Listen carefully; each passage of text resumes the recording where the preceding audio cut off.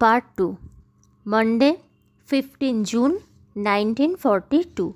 মানে এর আগের এন্ট্রিটা ছিল 14 তারিখ, রবিবার ছিল।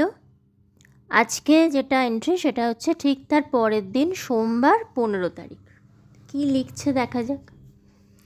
I had my birthday party on Sunday afternoon. তো লাস্ট আমরা জেনেছিলাম যে অ্যানের বার্থডে ছিল ফ্রাইডে, সেই কথা আগের দিন ডায়েরিতে সে লিখেছে। আজকে লিখছে যে রবিবার বিকেলবেলা আমি আমার বার্থডে পার্টি সেলিব্রেট করলাম। We showed a film the light house keeper which my school friends thoroughly enjoyed.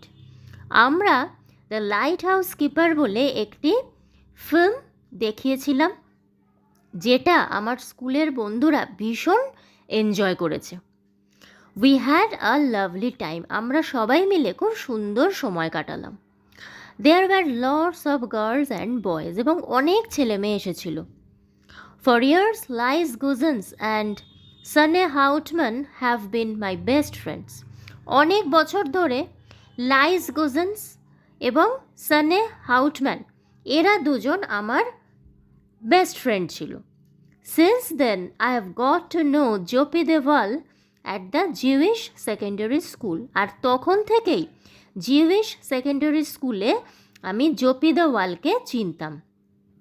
We are together a lot and she is now my best friend. আর আমরা দুজনে, মানে জোপি দেওয়াল আর অ্যান, তো বলছে যে আমরা দুজনে একসাথে অনেক সময় কাটাই এবং সে এখন আমার বেস্ট ফ্রেন্ড।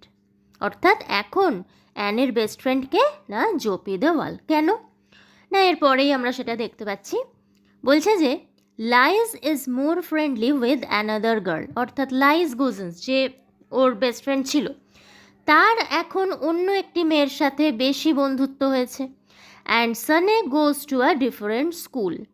আর সানে অন্য একটা, এই স্কুল ছেড়ে অন্য একটা স্কুলে ভর্তি হয়েছে। Where she has made new friends, যেখানে সে নিশ্চয়ই তার নতুন বন্ধু হয়ে গেছে।